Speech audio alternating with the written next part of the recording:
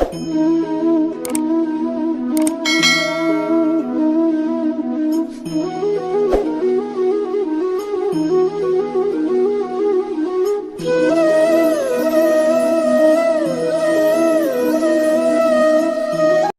सभी का स्वागत है the polytechnic classes YouTube channel में। मैं आलोक रंजन। आज मैं केमिस्ट्री विषय में पढ़ाने वाला हूँ Rutherford atomic nuclear model theory. यह है आपका रदरफोर्ड का नाभिकीय परमाणु सिद्धांत। यह आपका वीडियो नंबर 11 है और ये आपका एटॉमिक स्ट्रक्चर का वीडियो पार्ट 3 है। पार्ट 2 एटॉमिक स्ट्रक्चर का आ चुकी है, ये आपका पार्ट 3 वीडियो है। तो जो लोग पार्ट 1 पार्ट 2 एटॉमिक स्ट्रक्चर का वीडियो नहीं देखे हैं, वीडियो नंबर 9 एंड 10, तो लोग इस वीडियो के डिस्क्रिप्शन लिंक में जाकर देख लें, या फिर the polytechnic classes YouTube channel का एक प्लेलिस्ट बना हुआ है केमिस्ट्री का, उसमें जाके देख लें। तो अब हम लोग चलते हैं। तो टॉपिक पे चलने से पहले आप सभी से एक रिक्वेस्ट है कि जो लोग नए हैं चैनल को सब्सक्राइब कर लें और बेल आइकन के दबा दें और ऑल पे सेलेक्ट कर लीजिएगा, क्योंकि कोई भी वीडियो अपलोड हो तो मिले सबसे पहले आपको। तो वीडियो को लाइक भी करें, शेयर भी करें अपने दोस्तों के पास, ताकि उनको भी पढ़ने में मदद हो सके। तो अब हम लोग आज का टॉपिक रदरफोर्ड का नाभिकीय परमाणु सिद्धांत पे चलते हैं। तो क्या है रदरफोर्ड का सिद्धांत? तो बताया गया है कि रदरफोर्ड ने अपने प्रयोग के आधार पर परमाणु रचना संबंधित सिद्धांत दिया। क्या कह रहा है कि रदरफोर्ड एक वैज्ञानिक थे जिन्होंने परमाणु रचना के संबंधित एक सिद्धांत दिया, जिसे क्या कहा जाता है? रदरफोर्ड का नाभिकीय परमाणु सिद्धांत कहा जाता है। एक परमाणु संरचना या एटॉमिक स्ट्रक्चर पे एक सिद्धांत दिए, मॉडल दिए, थ्योरी दिए, उसी को हम लोग कहते हैं Rutherford atomic nuclear theory. Rutherford based his experiment on the theory is atomic structure is called Rutherford atomic nuclear theory। तो क्या है थ्योरी कि कौन कौन सा ये परमाणु सिद्धांत दिए हैं, नाभिकीय परमाणु सिद्धांत दिए हैं, कौन कौन सा थ्योरी है? तो सबसे पहला नंबर इनका थ्योरी है परमाणु सौर मंडल की तरह होता है। क्या कह रहा है कि परमाणु एक सौर मंडल की तरह होता है, जिसके केंद्र में धन आवेश होता है। क्या कह रहा है कि केंद्र में धन आवेश होता है। जैसे कि हमने बताया था कि ये क्या है आपका न्यूक्लियर है, जिसमें प्रोटॉन और क्या होते हैं, न्यूट्रॉन होते हैं। ये न्यूक्लियस है, नाभिकीय ये है। अब इसके अंदर ये क्या है आपका इलेक्ट्रॉन रहते हैं। चारों तरफ से क्या होता है, इलेक्ट्रॉन होता है। इलेक्ट्रॉन पे कैसा चार्ज होता है, निगेटिव चार्ज होता है। तो इसको इंडिकेट कैसे करते हैं, ये निगेटिव इस तरह से रहता है। बीच में क्या है, न्यूक्लियस आपका है, जिसमें प्रोटॉन और न्यूट्रॉन होते हैं। ये आपका धन आवेश होता है। इस पे प्रोटॉन पे कैसा आवेश होता है, धन आवेश, और न्यूट्रॉन पे आपका कोई भी चार्ज नहीं होता है, कोई भी आवेश नहीं होता है। तो आपका कहता है कि परमाणु सौरमंडल की तरह होता है, एक सौरमंडल परिवार की तरह होता है। इसके केंद्र में धन आवेश होता है। केंद्र में क्या होता है, धन आवेश होता है, क्योंकि प्रोटॉन पे धन आवेश होते हैं, जिसके केंद्रक कहते हैं। जिसे क्या कहते हैं, केंद्रक कहते हैं। इसको देखिए, इसको क्या कहते हैं, केंद्रक कहते हैं, नाभिकीय कहते हैं। तथा इलेक्ट्रॉन इसके चारों ओर चक्कर लगाते हैं। ये आपका इलेक्ट्रॉन है, देखिएगा, ये इलेक्ट्रॉन ये आपका चारों ओर चक्कर लगाता है। किसके, परमाणु संरचना के चारों ओर चक्कर लगाते हैं। केंद्रक के चारों ओर चक्कर लगाता है कौन, electron. An atom is like a solar system with A positive charge at its centre called nucleus. कह रहा है कि उसके सेंटर को क्या कहते हैं, न्यूक्लियस कहते हैं। And electron revolve around it, और इलेक्ट्रॉन क्या करता है, न्यूक्लियस के चारों ओर चक्कर लगाते रहता है। अब दूसरा थ्योरी क्या दिए रदरफोर्ड जी ने? तो दूसरा थ्योरी आपका ये है, परमाणु का संपूर्ण भार केंद्रक में रहता है। कह रहा है कि परमाणु का संपूर्ण भार क्या रहता है, केंद्रक में रहता है, मीन्स सेंटर में रहता है, न्यूक्लियस में रहता है। तथा इलेक्ट्रॉन का नगण्य होता है, और इलेक्ट्रॉन का क्या होता है, नगण्य होता है, नहीं होता है। The entire weight of atom remains in A nucleus and the weight of the electron is negligible, means electron का भार क्या होता है, नगण्य होता है। अब तीसरा क्या है, तीसरा परमाणु सिद्धांत क्या है, थ्योरी क्या है रदरफोर्ड का। तो तीसरा है आपका केंद्रक और इलेक्ट्रॉन के बीच रिक्त स्थान होता है। क्या कह रहा कि केंद्रक और इलेक्ट्रॉन के बीच रिक्त स्थान होते हैं। केंद्रक का आकर्षण बल इलेक्ट्रॉन के केंद्र भिसारी बल को संतुलित करता है। केंद्रक देखिएगा, केंद्रक यहाँ है, आपका इलेक्ट्रॉन यहाँ रहेगा, तो ये क्या है आपका रिक्त स्थान है। इतना रिक्त स्थान होता है केंद्रक और इलेक्ट्रॉन के बीच। और केंद्रक का आकर्षण बल इलेक्ट्रॉन के केंद्र भिसारी बल को संतुलित करता है। There is a space between the nucleus and the electron. The attraction force of the nucleus balance the centripetal force of the electron. और चौथा थ्योरी है परमाणु उदासीन होता है। रदरफोर्ड का चौथा थ्योरी है जिसमें कहा गया है कि परमाणु उदासीन होता है, अतः केंद्रक में उपस्थित प्रोटॉनों की संख्या इलेक्ट्रॉनों की संख्या के बराबर होती है। रदरफोर्ड जी ने कहें कि परमाणु क्या होता है, उदासीन होता है, मीन्स न्यूट्रल होता है। और केंद्रक में उपस्थित प्रोटॉनों की संख्या, केंद्रक में प्रोटॉन की संख्या इलेक्ट्रॉन की संख्या के बराबर होती है। जितना इलेक्ट्रॉन होगा उतना प्रोटॉन होगा, जितना प्रोटॉन होगा उतना ही इलेक्ट्रॉन होगा, दोनों की संख्या बराबर होती है। The atom is a neutral, so the number of proton at the center is equal to the number of electron. दोनों की संख्या प्रोटॉन और इलेक्ट्रॉन की बराबर होती है केंद्रक में। अब चलते हैं नेक्स्ट। तो नेक्स्ट आपका है रदरफोर्ड सिद्धांत की त्रुटियाँ। कुछ त्रुटि आ गई थी रदरफोर्ड का सिद्धांत में, तो उसी के बारे में बताया गया है कि क्या क्या त्रुटि आ गई, गलतियाँ हो गई, एरर हो गया। Rutherford theory errors. तो इस सिद्धांत के आधार पर निम्नलिखित की व्याख्या नहीं की जा सकती है। इस पॉइंट कुछ दिया गया है उसका व्याख्या नहीं किया जा सकता, वो रदरफोर्ड के सिद्धांत में त्रुटि आ गया, रदरफोर्ड मॉडल में त्रुटि आ गए हैं कुछ। Based on the theory the following can not be explained. First है क्या त्रुटि है, हाइड्रोजन परमाणु के स्पेक्ट्रम से विभिन्न रेखाएं प्राप्त होता है। क्या कह रहा है कि हाइड्रोजन परमाणु के स्पेक्ट्रम से विभिन्न रेखाएं प्राप्त होता है। The spectrum of the hydrogen atom gives different spectrum line. और दूसरा आपका है क्या, दूसरा है आपका केंद्र के चारों और ऋण विद्युतीय इलेक्ट्रॉन के लगातार घूमने के कारण विकिरण द्वारा ऊर्जा का धीरे धीरे ह्रास होता है, मीन्स हानि होता है, तथा एक समय केंद्रक में गिर जाना चाहिए, अतः परमाणु नष्ट हो जाएगा। एक परमाणु मॉडल में रदरफोर्ड मॉडल में ये त्रुटि आ गया था कि केंद्रक के चारों ओर विद्युतीय इलेक्ट्रॉन के लगातार घूमने के कारण विकिरण ऊर्जा द्वारा धीरे धीरे ह्रास होता है और एक समय केंद्रक में गिर जाना चाहिए, अतः परमाणु नष्ट हो जाएगा। ये देखिए न्यूक्लियस है, ये आपका चारों ओर क्या है, इलेक्ट्रॉन है, इलेक्ट्रॉनों से न्यूक्लियस घिरा हुआ रहता है। तो ये 2 पॉइंट रदरफोर्ड मॉडल में त्रुटि आ गया था, जिसको आगे चल के एक बोर नामक वैज्ञानिक थे जिन्होंने ये सॉल्यूशन कर दिए। बोर नामक वैज्ञानिक थे, नील्स बोर, वो आगे चल के रदरफोर्ड एटॉमिक मॉडल को त्रुटि को क्लियर कर दिए और सही करके अपना सिद्धांत दिए। तो आगे चलते हैं हम लोग। नील्स बोर एटॉमिक मॉडल, इसको बोलते हैं बोर थ्योरी, बोर सिद्धांत।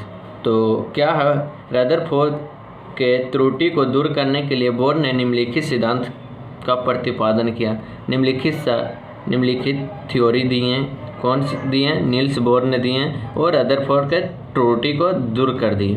तो पहला क्या है, इलेक्ट्रॉन परमाणु में केंद्रक के चारों ओर एक निश्चित ऊर्जा कक्ष में घूमती है। कह रहा कि इलेक्ट्रॉन परमाणु के केंद्रक में, इलेक्ट्रॉन है ये परमाणु के केंद्रक में चारों ओर एक निश्चित ऊर्जा कक्ष में घूमती रहती है, तथा कक्ष का ऊर्जा हमेशा निश्चित होती है। और कक्ष का है सेल, कक्ष मीन्स क्या होता है, सेल, सेल का कक्ष मीन्स ऑर्बिट, क्या होता है, कक्ष ये ऑर्बिट होते हैं। कक्ष का ऊर्जा हमेशा निश्चित होता है, नियत रहता है, कांस्टेंट रहता है। The electron in the atom revolves around the centre in a certain energy orbit. The energy of the orbit is always fixed होता है, निश्चित होता है, उसका हमेशा ऊर्जा निश्चित होती है कक्ष का। और आगे है आपका दूसरा पॉइंट, एक कक्ष वृत्तीय होते हैं, सर्कुलर होता है, ऑर्बिट क्या होते हैं, सर्कुलर होते हैं, तथा इसके केंद्र में केंद्रक रहते हैं और इसके न्यूक्लियस में सेंटर में क्या होता है, न्यूक्लियस। केंद्र में क्या रहता है, केंद्रक रहता है। एक इलेक्ट्रॉन उच्च ऊर्जा वाले, क्या कह रहा है तीसरा पॉइंट आपका नील्स बोर का, एक इलेक्ट्रॉन उच्च ऊर्जा वाले कक्ष से बिना ऊर्जा वाले कक्ष में आने पे ऊर्जा का परित्याग करता है तथा निम्न मीन्स लो एनर्जी, ऊर्जा मीन्स एनर्जी, लो एनर्जी वाले कक्ष में जाने पे ऊर्जा का शोषण होता है। कह रहा है तीसरा पॉइंट कि एक इलेक्ट्रॉन हाई लेवल एनर्जी वाले ऑर्बिट से बिना ऊर्जा वाले ऑर्बिट में आने पे ऊर्जा का क्या होता है, परित्याग होता है तथा लो लेवल एनर्जी वाले कक्ष में जाने पे ऊर्जा का शोषण करता है। तो ये आपका 3 पॉइंट हुआ। अब नेक्स्ट चलते हैं।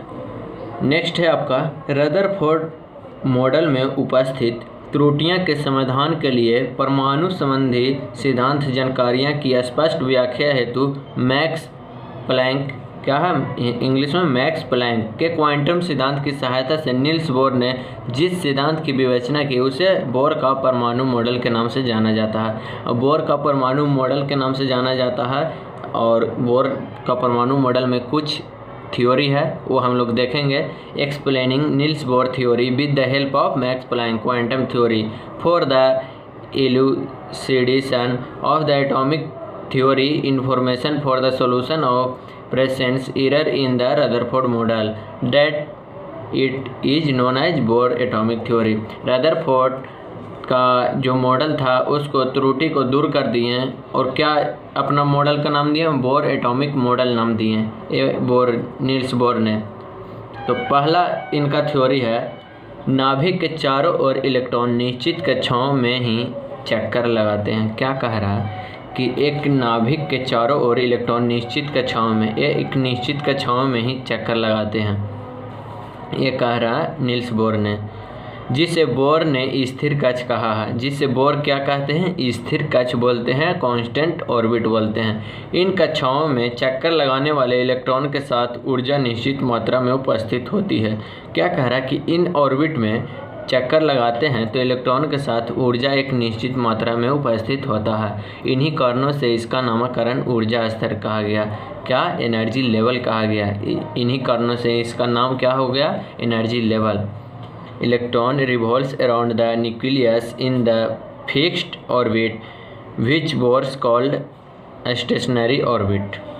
In these orbits, there is a certain amount of energy present with the orbiting electrons, which is by it is named energy level. तो ये आपका बोर का परमाणु मॉडल का पहला थ्योरी था। अब आते हैं हम लोग सेकंड। पहला थ्योरी में है किसी कक्षा में इलेक्ट्रॉन की अधिकतम संख्या 2n² होती है। कोई भी कक्षा में इलेक्ट्रॉन की अधिकतम संख्या 2n² होती है। क्या होते हैं, 2n² होते हैं। Maximum number of electron in orbit 2n²। ये आपका एग्जाम में सीधा पूछ सकता है कि किसी कक्षा में इलेक्ट्रॉनों की अधिकतम संख्या कितनी होती है, n रहेगा, 2n रहेगा, 2n² रहेगा, तो इस प्रकार रहेगा ऑप्शन। तो इस पर आप लोग कलर कीजिएगा। 72 कक्षा में इलेक्ट्रॉनों की अधिकतम संख्या 8 तथा आखिरी से पहले वाली कक्षा उपांतिम कक्षा, जिसको क्या बोलते हैं, पेनाल्टीमेट, क्या बोलते हैं, पेनाल्टीमेट ऑर्बिट में यह संख्या अधिकतम 18 रह सकती है। क्या कह रहा है कि 72 कक्षा में इलेक्ट्रॉनों की अधिकतम संख्या 8 तथा आखिरी से पहले वाली कक्षा में पेनाल्टीम ऑर्बिट में यह अधिकतम 18 रह सकती है। The maximum number of electron in this external orbit can be 8 and the penultimate orbit will be 18 in the final orbit. Final orbit के पहले कितना होगा, 18, और 72 कक्षा में इलेक्ट्रॉनों की अधिकतम संख्या 8। अब है सेकंड पॉइंट, नील्स बोर के परमाणु मॉडल के आधार पर प्रायोगिक फलों की व्याख्या अधिक स्पष्ट साबित हुआ। क्या हुआ कि यह रदरफोर्ड से भी अधिक स्पष्ट बात इसमें साबित हो गया, जिससे इस मॉडल की प्रमुखता अधिक मान हुआ। इसका मान नील्स बोर का मॉडल का अधिक मान होता है। परिभ्रमण करने वाले इलेक्ट्रॉन ऊर्जा की प्राप्ति कर ऊर्जा वाले कक्ष से अलग होकर केंद्रक से दूर अत्यधिक ऊर्जा वाले कक्ष में शामिल हो जाता है। इसके विपरीत इलेक्ट्रॉन दूर स्थित किसी कक्ष में समीप वाली कक्ष में सम्मिलित होता है तो उत्सर्जन होता है, जिसका सत्यापन नील्स बोर महोदय ने किया। तीसरा पॉइंट आपका है नाभिक की ओर से प्रारंभ करके प्रथम द्वितीय तृतीय ... कक्षाओं को क्रमशः 1 2 3 ... n अंकों से अथवा KLM अक्षरों से प्रदर्शित करते हैं। जैसे हम लोग देखेंगे आगे कि किस तरह से होते हैं। तो आपका इस तरह से आपका बना हुआ होता है सेल। ये आपका क्या है K shell, L shell, M shell और N सेल, इस तरह से होता है। ये आपका 1 2 3 4। तो जब आपका अभी बताएं कि किसी कक्षा में इलेक्ट्रॉनों की अधिकतम संख्या कितना होता है 2 के पावर n होते हैं। तो 2 के पावर n होते हैं तो K सेल के लिए कितना अधिकतम इलेक्ट्रॉन की संख्या होगी। तो K सेल के लिए देखेंगे तो n बराबर क्या रखेंगे, इसमें 1 रखेंगे क्योंकि 1 है। तो 2 इंटू n 1 इसको स्क्वायर तो कितना आ जाएगा 2 इंटू 1 2। जब L के लिए रखेंगे तो L कितना, L के बराबर n बराबर 2 इंटू n 2 और ये स्क्वायर है तो 2 दूनी 4 और 2 दूनी 8, कितना आ गया 8। L के लिए 8। इसी तरह से आगे रखिएगा M के लिए, तो M के लिए कितना हो जाएगा n बराबर 3। तो 2 इंटू n बराबर कितना रखिएगा आप लोग 3 और ये स्क्वायर होता है 2n स्क्वायर। तो इस पर हम लोग रख दिए n बराबर 3। तो 3 3 9 दूनी 18। तो इसी प्रकार आप लोग L का भी निकाल लीजिएगा तो n बराबर 4। तो 2 इंटू 4 का स्क्वायर तो आपका 4 4 16 दूनी 32। तो आपका निकल के आया 2 8 18 32। इस प्रकार का कक्षा का सेल होते हैं। K सेल में इलेक्ट्रॉन की अधिकतम संख्या 2, L सेल में इलेक्ट्रॉन की अधिकतम संख्या 8, M सेल में इलेक्ट्रॉन की अधिकतम संख्या 18, L सेल में इलेक्ट्रॉन की अधिकतम संख्या 32। इस प्रकार के होते हैं। हम लोग आगे और विस्तार रूप से जानेंगे। अभी तक इतना ही। अब आते हैं हम लोग एनर्जी लेवल। तो ऊर्जा स्तर क्या है, तो इसमें देखेंगे कि केंद्रक के चारों ओर इलेक्ट्रॉन विशेष ऊर्जा के स्तरों में घूमते हैं जिसे कक्ष भी कहा जाता है। क्या कहते हैं, कक्ष, ऑर्बिट। इन ऊर्जा स्तरों की संख्या 1 2 3 4 होते हैं। मुख्य क्वांटम संख्या अलावा KLMN से प्रदर्शित करते हैं। जैसा कि अभी बताया, जिस कक्ष में के अंतर्गत केंद्रक के चारों ओर इलेक्ट्रॉन का परिभ्रमण संबंधी कक्षों का विश्लेषण को बोर-बरी योजना के नाम से जाना जाता है। और क्या नाम से जाना जाता है, बोर-बरी योजना के नाम से जाना जाता है। The electron revolves around the nucleus and specific energy level also called orbital. These energy level are represented by the numbers 1 2 3 4 ... quantum number. ये क्या है आपका क्वांटम नंबर है। ये पार्ट ऑफ किसका पार्ट है, KLMN का। The analysis of the orbitals of the electron around the center under which the orbit is also known as बोर-बरी योजना।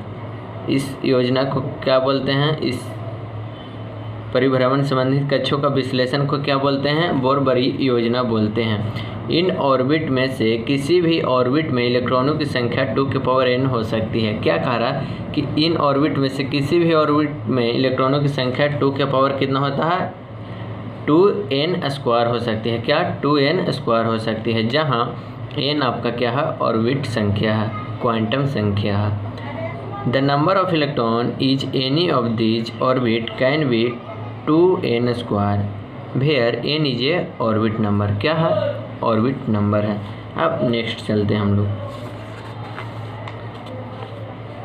आपका दिया हुआ है एक टेबल के, ऑर्बिट है आपका, ऑर्बिट नंबर है और मैक्सिमम नंबर ऑफ इलेक्ट्रॉन है, कक्ष का संख्या और इलेक्ट्रॉनों की अधिकतम संख्या।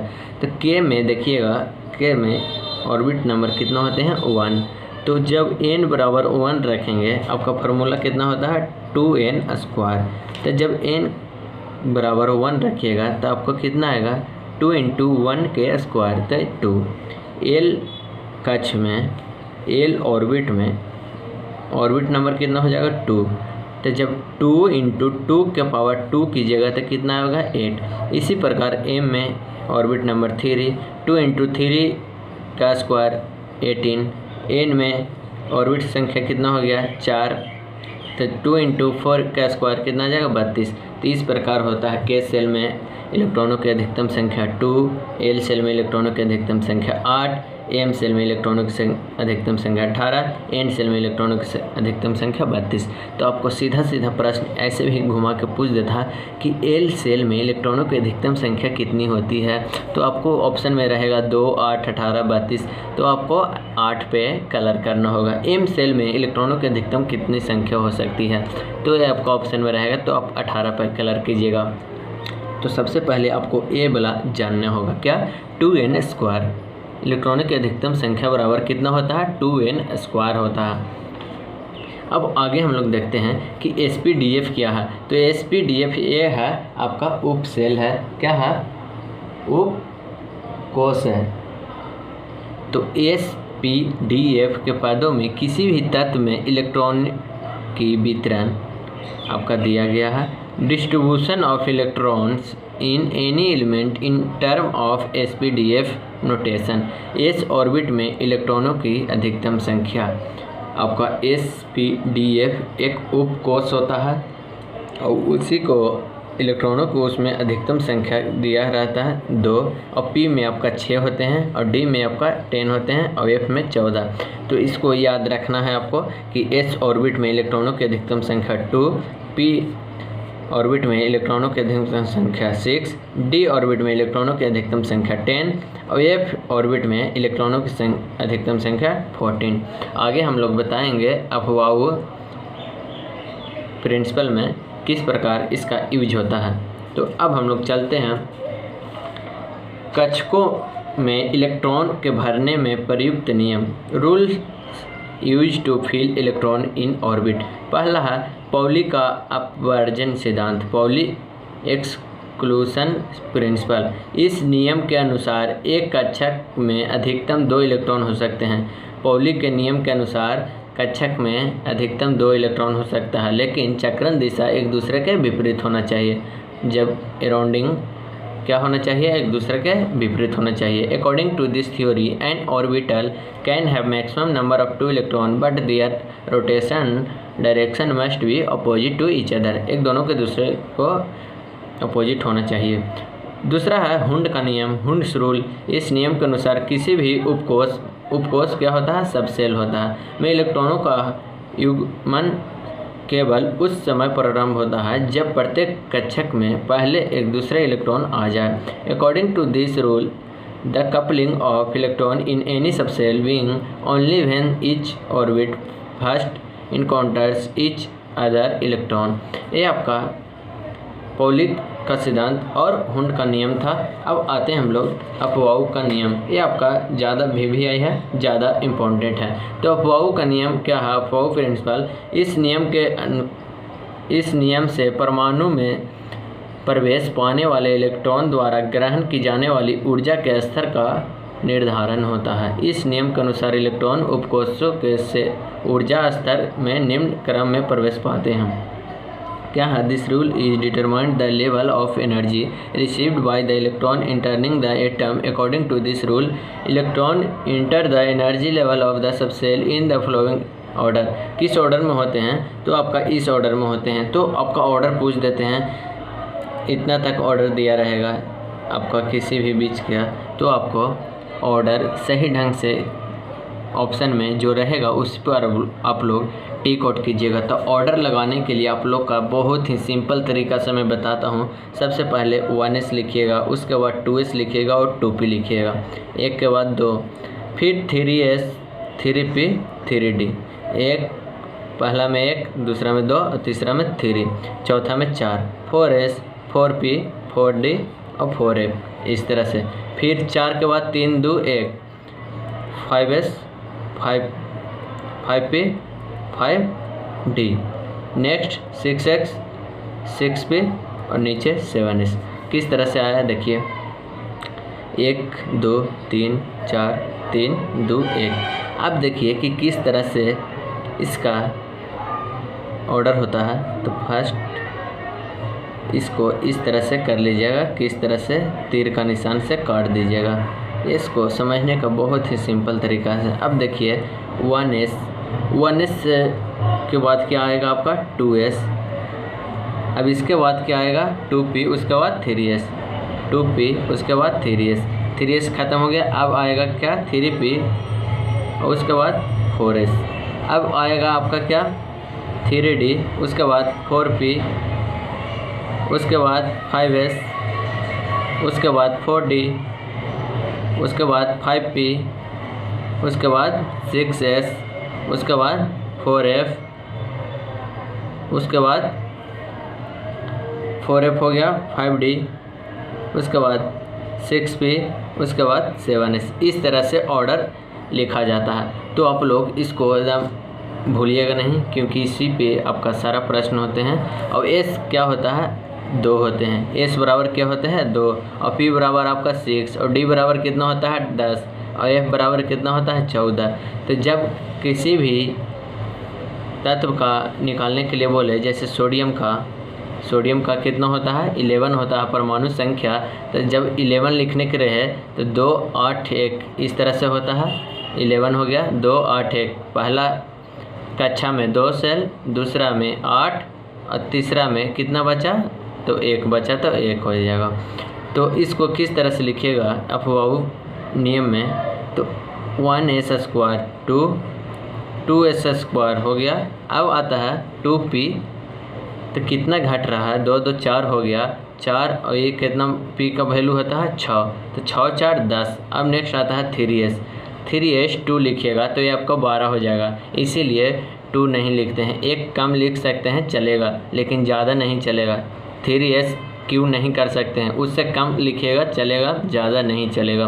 तो ये आपका इस तरह से बन गया। अब नेक्स्ट पूछेगा कार्बन का, तो कार्बन का परमाणु संख्या 6, तब इसका जब लिखेंगे 2 और 4 इस तरह से लिखेंगे। तो अब देखेंगे कि किस तरह से इस अफवाहों में लिखते हैं। तो 1s², उसके बाद क्या आएगा 2s², उसके बाद 2p। तो कितना लिखेंगे p बराबर 6 होता है, तो यहाँ 6 लिख देंगे तो 6 2 8 2 10 हो जाएगा, तो ये आपका गलत हो जाएगा। तो कितना घट रहा है 2 2 4 2 घट रहा है, तो 2 के पावर 2 लिखेंगे क्योंकि 2 घट रहा था।